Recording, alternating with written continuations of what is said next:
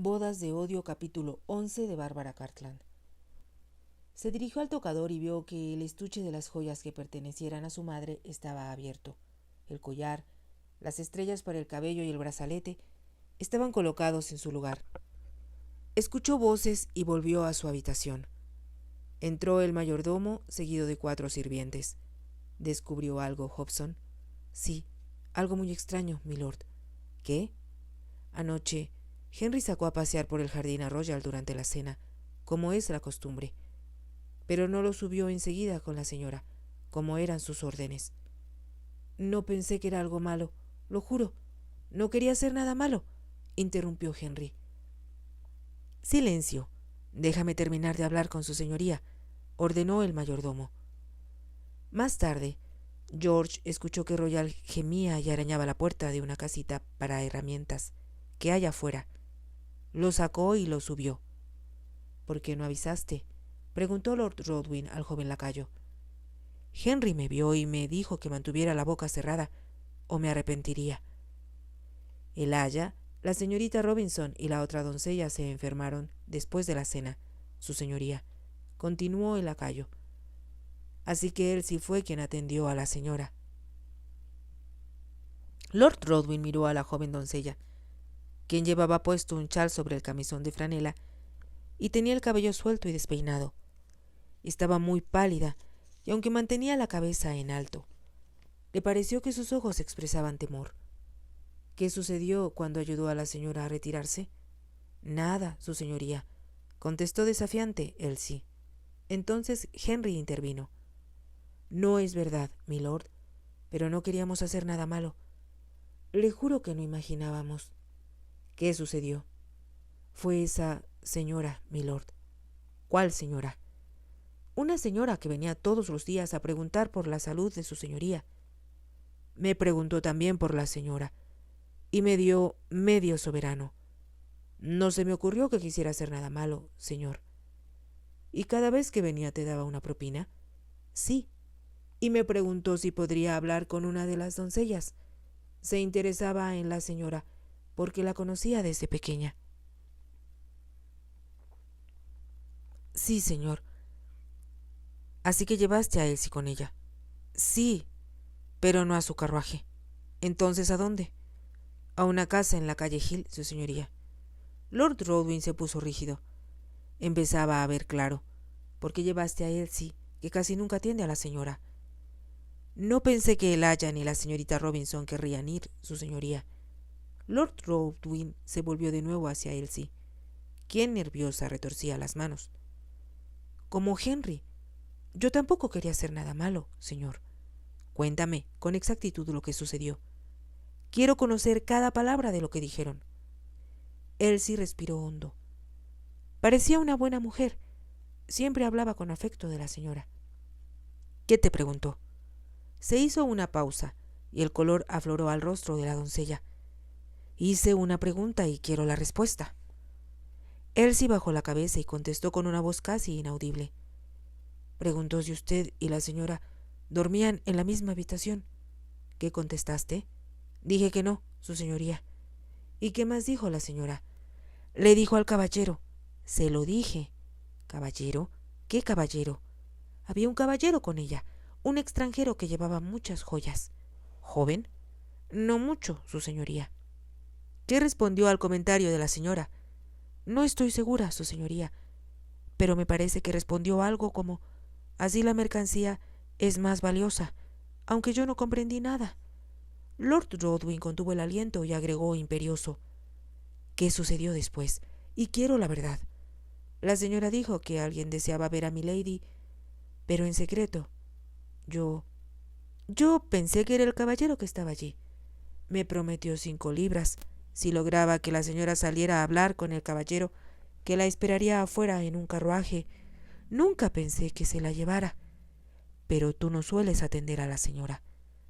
La señora me dio unos polvos para que los añadiera al guisado de la cena. Dijo que no harían mucho daño a las demás. ¿Y fue su idea que usaras a Royal como pretexto para que la lida saliera? Me indicó que le dijera que había sufrido un accidente. ¿Y cuánto le darían a Henry? 5 libras, su señoría, respondió éste. No dijeron nada más. Piensa, es importante todo lo que dijera la señora o el hombre. Elsie miró a Henry, quien tenía la vista baja. Cuando ya me iba, su señoría, me pareció que el caballero decía algo, y aunque no entendí todo, creo que mencionó algo sobre la marea. Lord Rodwin lanzó una exclamación y sin decir más se lanzó a toda prisa hacia la escalera. Royal lo siguió sin que nadie pudiera detenerlo. Un lacayo le entregó el sombrero y bastón y le abrió la puerta del frente. Afuera lo esperaba un carruaje. Lord Rodwin subió al vehículo, al muelle, a toda prisa, dijo, y cuando los caballos empezaron a moverse, se dio cuenta de que Royal estaba sentado a su lado. Lalida comprendió que la llevaban lejos de la casa Rodwin. Sentía demasiado miedo para moverse, aunque la sacudían los tumbos del carruaje. La cuerda le lastimaba los tobillos y la gruesa tela que le cubría la cabeza le dificultaba la respiración. Trató de pensar, pero sentía la cabeza como llena de paja y el alma invadida de terror. Comprendió que tenía razón al pensar que la habían raptado. La llevarían lejos para venderla al mejor postor en un país extraño. Era demasiado inocente para saber con exactitud qué pasaría después, aunque presentía que se trataba de algo horrible y degradante. Nadie podría encontrarla, se dijo. No volvería a ver a Lord Rodwin, y pensó en lo poco que tenía para recordar. El beso que le dio cuando la confundió con Sophie en la iglesia, la sensación de su cabeza al apoyarse en ella, y la seda de su cabello, que tocó con los labios. Sería suficiente para sostenerla, para resistir sin enloquecer el terror que le esperaba. Se preguntó si habría alguna posibilidad de que él la encontrara, aun después que la vendieran. Pensaría Lord Rodwin que valía la pena cruzar el canal en su búsqueda, o jamás adivinaría lo sucedido. Quizá, pensó con desesperación, creería que había huido de nuevo. Recordó el momento, después de aquella cena en que ella había sido tan feliz, en que los habían interrumpido. Lalida, había dicho él con un tono de voz que la hizo vibrar, y después, quiero decirle algo. ¿Qué le quería decir? Recordó la mirada de sus ojos, una mirada que la emocionaba y la turbaba de un modo maravilloso. Tal vez se había equivocado, sin embargo, quizás solo la cegaba su amor por él y le hacía imaginarse cosas sin ningún fundamento real. Recordó haberle dicho que veía los dibujos, no con los ojos, sino con el alma. Después le había leído el poema y él le preguntó si creía que la dama a quien estaba dirigido habría llamado al corazón de Lord Hartley, y cuando a ella le resultó difícil contestarle, el tono de voz de él cambió. ¿Qué significaba todo ello? ¿O no significaba nada? Ahora nunca sabría las respuestas de todas las preguntas que la intrigaban. La llevaban lejos. Jamás lo vería de nuevo. El futuro podría ser un infierno peor que el sufrido con su madrastra. Sintió deseos de gritar, pero se contuvo, porque sabía lo que le esperaba si hacía algún ruido. Estaba de nuevo como al principio, aterrorizada ante la posibilidad de que la golpearan, en espera de azotes y segura de cometer errores debido a su miedo. Nunca podría escapar, pensó, y, en su interior, creyó escuchar la respuesta. Solo con la muerte. Si era cierto lo que temía, y la llevaban a un país extraño para sufrir humillaciones sin fin, era mejor morir. Se preguntó cómo podría lograrlo. Era evidente que nunca tendría una pistola a su alcance, y no creía que a los prisioneros se les permitiera tener cuchillos. ¿Cómo, entonces? Si estaba decidida, lo lograría. Encontraría la manera, pero solo cuando estuviera segura de que Lord Rodwin no la rescataría. ¿Qué sentiría él si, después de buscarla, la encontraba muerta? Un pensamiento burlón, insidioso, Le indicó que tal vez se sintiera aliviado. Ya no sería más una molestia, como hasta ahora. Recordó que aún no sabía qué le había dicho él a Sophie. ¿Por qué la había dejado en la casa Roth para ir en su busca? Sophie había insistido en que lo único que él deseaba era su amor y que, en cuanto lo tuviera, no pensaría en nadie más. Pero él había partido en su búsqueda, dejando atrás a Sophie, con tanta rapidez que logró alcanzar la diligencia antes que llegara a Londres. Si ella hubiera llegado a Norfolk, jamás la habría encontrado, ya que no sabía dónde vivía su aya. Pero él no había terminado su labor que se había impuesto con ella y por eso la buscó. De pronto, como si surgiera de un largo túnel, Lalida vio una luz de esperanza. Él no la dejaría ir, estaba segura. La encontraría de algún modo, pero ¿cómo iba a saber lo que había sucedido? Todo se había preparado con tanta eficiencia. Nadie la había visto salir en busca de Royal, excepto Elsie, quien sin duda era una cómplice. Lord Rodwin estaría ahora dormido, confiado en que ella también dormía, en la habitación contigua. Con cuánta frecuencia había mirado Lalida la puerta de comunicación que se alzaba entre ellos. Mientras estuvo enfermo, muchas veces deseó abrirla para llegar hasta él, aunque no la hubiera llamado. Se habría escandalizado con su atrevimiento y quizás se habría molestado al considerarlo una impertinencia. Pero lo vería y oiría su voz. Incluso oírlo irritado era mejor que no escucharlo. ¿Qué sucedería cuando llegara la mañana? ¿Quién le avisaría que no había dormido en su cama? Si Natty se sentía bien, lo haría. De lo contrario, él sí podría lograr que nadie en la casa se diera cuenta de su ausencia. Podría pasar gran parte del día y, para entonces, ¿en dónde estaría ella? Los caballos se detuvieron. Lalida escuchó la campana de una embarcación y supo que habían llegado junto al río. El hombre que iba a su lado le indicó: «No se mueva». Un ruido y la golpeó. Lo oyó abrir la portezuela del carruaje y bajar y lo escuchó hablando con otro hombre. Pero la tela que la envolvía era tan gruesa que no pudo entender lo que decían. Manos rudas la levantaron y la sacaron del carruaje. 2 hombres, sin duda, la envolvieron en otro saco, que la tapaba del todo y que casi no le permitía respirar. La colocaron en algo parecido a una camilla y empezaron a moverse. Caminaban sobre suelo empedrado, y Lalida se dio cuenta de que subían después por una pasarela. Escuchó una voz en inglés con fuerte acento extranjero: «Llévenla abajo, solo falta una y zarpamos». Los temores de Lalida habían sido fundados. Estaba en un barco y la llevaban al otro lado del canal. Con desesperación empezó a rezar porque Lord Rodwin la encontrara. «Sálveme, sálveme», lo llamaba desde el fondo de su corazón. «Descubra a dónde me llevan, o de lo contrario, tendré que matarme». Los hombres colocaron la camilla sobre el suelo, y uno de ellos la tomó en brazos y se la echó al hombro. La bajó por una escalerilla hasta el fondo de la embarcación y caminó después por un pasillo tan estrecho que sus hombros rozaban los costados del buque. Quitó el cerrojo de una puerta para entrar, seguramente en un camarote. Tuvo que doblar la cabeza y sujetar a Lalida por la espalda para sostenerla mejor. Entonces la dejó caer con fuerza al suelo. Lalida, lastimada, lanzó una exclamación de dolor y enseguida se asustó, temiendo que eso enfureciera al hombre. Sintió que él la liberaba de las cuerdas amarradas a su cintura. Después le quitó la tela que le envolvía la cabeza. Lalida por un momento no pudo ver nada y pensó que la habían cegado. Volvieron a atarle las manos y brazos al cuerpo y la amordazaron con un pañuelo que, según sospechó, no estaba muy limpio. «Así se mantendrá callada.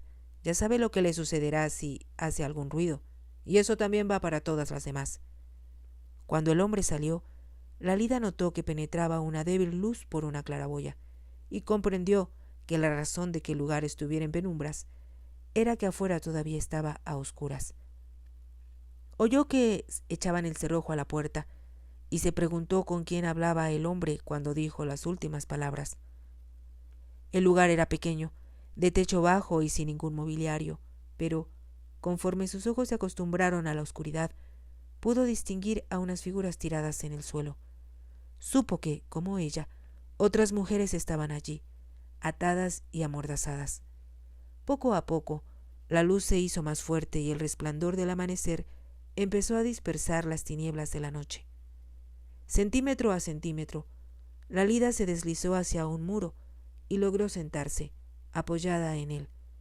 Ahora podía ver el camarote con claridad.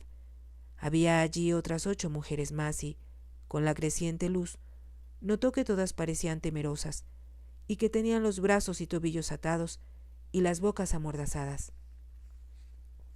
9, contó Lalida, y una más que llega en este instante, añadió para sí al escuchar fuertes pisadas que se acercaban. Se abrió la puerta y, en efecto, el hombre llegó con otra mujer cargada al hombro. La dejó caer en el piso y le quitó el saco que le cubría la cabeza. Luego apretó las cuerdas alrededor de su cintura y la amordazó. Era una jovencita rubia. «Vamos a zarpar», indicó el hombre, «y cuando estemos en el mar las desataremos. Por lo tanto, pórtense bien». Se rió como si hubiera dicho un chiste y salió, cerrando de nuevo la puerta con llave. «Salimos de Inglaterra», pensó Lalida. «Me llevan al otro lado del mar y nadie sabrá nunca lo que me sucede». Se preguntó si le sería posible liberarse y alcanzar el embarcadero, pero se dio cuenta de que, aunque pudiera desatarse, una puerta cerrada le impedía escapar y la única claraboya daba al río. Conocía también el castigo que le esperaba si la descubrían. Al mirar a su alrededor, Lalida vio que 2 de las 3 jóvenes tenían los ojos cerrados y parecían dormidas. Estaba segura de que su sueño no era natural. Las demás miraban a su alrededor como lo hacía ella, con los ojos muy abiertos y las pupilas dilatadas por el miedo. Se dio cuenta de que la mayoría era como las había descrito Lord Rodwin, muchachas que provenían del campo, y todas muy jóvenes, de 15 o 16 años a lo sumo. ¿Cuál sería su destino? ¿Y el de ella? Escuchó que levantaban el ancla y voces que impartían órdenes, y sintió que el barco se movía con las velas henchidas por el viento. Hacía frío y Lalida se estremeció bajo el delgado vestido de noche. Ya debían haberse separado del embarcadero y estarían en el centro del río. Un rayo de sol penetró por la claraboya. Lalida se preguntó si aquella misma luz entraría en el dormitorio de Lord Rodwin y si lo despertaría. Su corazón lo llamaba, y se preguntó si se daría cuenta de lo mucho que lo necesitaba. Él era tan fuerte y tan perceptivo. Sería posible comunicarse con él, no físicamente, sino a través de su mente. Siempre había creído en el poder del pensamiento. Estaba convencida de que para la mente no había límites ni obstáculos. Pero esas ideas podían ponerse en práctica y probarse en momentos de necesidad. «Venga, lo necesito, sálveme», repitió el angustioso llamado una y otra vez, y añadió una plegaria. «Por favor, Dios mío, permite que me escuche. Hazle saber que estoy en peligro. Hazlo comprender. Por favor, Dios mío». Pero comprendió que era inútil. El barco se movía con la marea, que la llevaba lejos de Londres y río arriba, hacia el mar. Su llamado, como su plegaria, habían fracasado. Lord Rodwin no la había escuchado, y ya no existía esperanza para ella ni para las desgraciadas jóvenes que estaban a su lado. La chica que tenía más cerca logró que la mordaza se deslizara por su barbilla hasta caerle sobre el pecho. «¿Qué pasa? ¿A dónde vamos?», preguntó con voz atemorizada. Hablaba con el acento de la gente del campo, y Lalida, al volver la cabeza, notó que era una hermosa jovencita. Su rostro redondo, que debía ser sonrosado, se veía ahora pálido de temor. Lalida la miró y también logró quitarse la mordaza. «Así es mejor. Me asusta hablar sola», dijo la jovencita, que la observaba. «Lo comprendo. ¿Qué pasa? No entiendo qué sucede. ¿De dónde viene?» «De Somerset. Me prometieron un empleo en Londres. ¿Qué tipo de empleo? Como ayudante en la cocina de la casa de un noble. Yo indiqué a dónde quería que me llevaran. ¿A quién se lo dijo? A la mujer que conocí en la posada. Me invitó a ir con ella en su carruaje. Me pareció más cómodo que la diligencia. Se portó amable. ¿Y qué pasó después? No lo sé bien. La señora me dijo que debía estar cansada después del viaje y me ofreció una bebida. Pero cuando la tomé me sentí rara y no supe más, hasta que me encontré aquí amarrada. ¿De qué se trata? Creo que nos lo dirán tarde o temprano, contestó Lalida, pero sospecho que nos han raptado. ¿Raptado? ¿Y para qué? Yo no traigo más de 5 peniques. Lalida no respondió. Temió asustarla más, y eso no ayudaría en nada. Miró a las otras, y notó que la mayoría trataba también de zafarse de las mordazas, sin conseguirlo. La joven de Somerset empezó a llorar. Quiero volver a casa con mi madre, sollozó. Pensé que estaría bien en Londres y podría enviar dinero a mi familia, pero estoy asustada. Quiero irme a casa. Es lo que todas deseamos. Hubiera querido responderle Lalida, pero en cambio dijo con voz baja: debe ser valiente. No tiene caso enfadar a los que nos raptaron. Pueden portarse con dureza si no los obedecemos. Si te ha gustado, te invito a que te suscribas, a que me regales un me gusta y actives la campanita para que puedas seguir escuchando esta historia y muchas más. Gracias.